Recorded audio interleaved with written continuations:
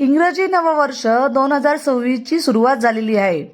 या नववर्षाच्या सुरुवातीलाच अनेक शुभ फलदायी योग जुळून आलेले आहेत. कोणत्याही कार्याची सुरुवात प्रथम गणपती बाप्पांचे स्मरण पूजनाने केली जाते. जे कार्य हाती घेतलेले आहे ते निर्विघ्नपणे पार पडावे, अडथळे, संकटे, समस्या, अडचणी दूर होऊन कार्यसिद्धी यशस्वी व्हावी यासाठी गणपतीचे आव्हान केले जाते. गणपती उपासनांमध्ये चतुर्थी तिथीला सर्वाधिक महत्त्व आहे. 2026 मधील पहिल्याच संकष्ट चतुर्थी अंगारक योग जुळून आलेला आहे. संकष्टी चतुर्थी अंगारक योग येणे अतिशय शुभ मानले जाते. कधी आहे पहिली अंगारक संकष्टी चतुर्थी? या दिवशी गणपतीची उपासना कशी करावी ह्याबद्दल आपण आजच्या व्हिडिओमध्ये जाणून घेणार आहोत. श्री स्वामी समर्थ तुमचं सगळ्यांचं आपल्या चॅनलमध्ये मनापासून स्वागत करत आहे.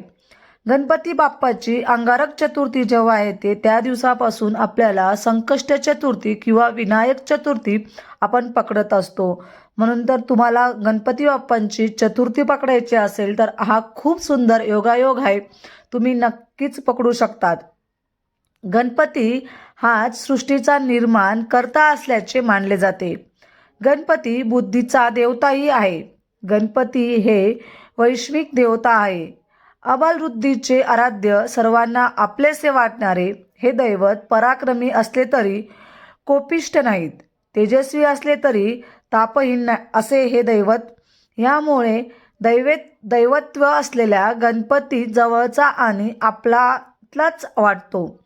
गणपतीची शाश्वत कृपा लाभावी यासाठी गणेश भक्त, गणेश उपासक अनेक व्रते करतात. त्यापैकी संकष्ट चतुर्थीचे सर्वात महत्त्वाचे मानले जाते.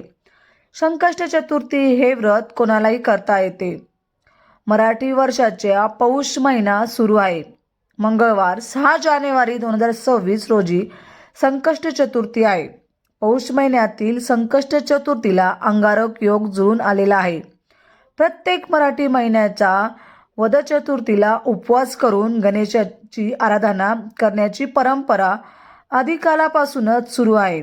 गणेश व्रतामध्ये संकष्ट चतुर्थीचे व्रत सर्वोच्च आणि सर्वश्रेष्ठ मानले जाते. हे व्रत आचरल्यामुळे विघ्नहर्ता बाप्पा लवकर शुभ फळ देतो अशी मान्यता आहे. अंगारकी चतुर्थी किंवा संकष्टी चतुर्थी हा योग वारंवार येत नाही. मंगळवारी चतुर्थी आली की अंगारक योग जुळून येतो. अंगारक म्हणजेच मंगळ ग्रह, जो निखाऱ्यासारखा लाल भडक दिसतो. त्याने भारद्वाज ऋषींकडून गणेश मंत्र घेतला आणि गणरायाची उपासना केली. त्यांच्या उपासनेवर प्रसन्न होऊन बाप्पाने त्याला आशीर्वाद दिला की माझ्या जन्माची तिथी चतुर्थी होती, म्हणून मंगळवारी येणाऱ्या चतुर्थीला तुझ्या नावाने अर्थात अंगारकी चतुर्थी म्हणून ओळखली जाईल. मुद्गल पुराणात तसेच गणेश पुराणात याचे संदर्भ आढळून येतात. अमंगळ समजल्या जाणाऱ्या मंगळ ग्रहाला त्या वरद विनायकाने पावन केले. त्या विनायकाने आपलाही उद्धार करावा ह्या हेतूने अंगारकी चतुर्थी व्रत केले जाते. तर अंगारकी चतुर्थीला कोणत्या गोष्टी तुम्ही आवर्जून करू शकतात किंवा बाप्पाला प्रिय ज्या गोष्टी आहेत तुम्ही त्या दिवशी करू शकतात. शक्य असेल तर गणपती बाप्पांच्या मंदिरात जाऊन आवर्जून बाप्पांचे दर्शन घ्यावे. संकष्टी चतुर्थी अंगारक योगात गणपती पूजनानंतर गणपती बाप्पाला आवडणारे जास्वंदीचे एखादे फूल व्हावे. मोदकांचा नैवेद्य दाखवावा. मोदक करणे शक्य नसेल तर लाडवाचा नैवेद्य दाखवावा. लाडू किंवा मोदक नसतील तर गोडाचा नैवेद्य दाखवावा. गणपती बाप्पाला आवडणाऱ्या वस्तू गोष्टी अर्पण केल्यास ते शुभ लाभदायक ठरू शकते. गणपतीला दुर्वा अर्पण करणे शुभ फलदायी मानले गेले आहे. या दिवशी 21 दुर्वांची जोडी आवश्यक अर्पण करा. दुर्वा अर्पण केल्यास गणपती बाप्पांची पूजा पूर्ण होत नाही आणि पूजेचे पुण्यही लागत नाही अशी मान्यता असल्याचे सांगितले आहे. गणपती बाप्पांचा ओम गण गणपते नमः हा मंत्र 108 वेळा किंवा जितका शक्य असेल तितक्या वेळा आवर्जून तुम्ही म्हणावा. शक्य असेल तर गणपती अथर्व शीर्षक संकटनाशन गणपती स्तोत्र आवर्जून म्हणावे.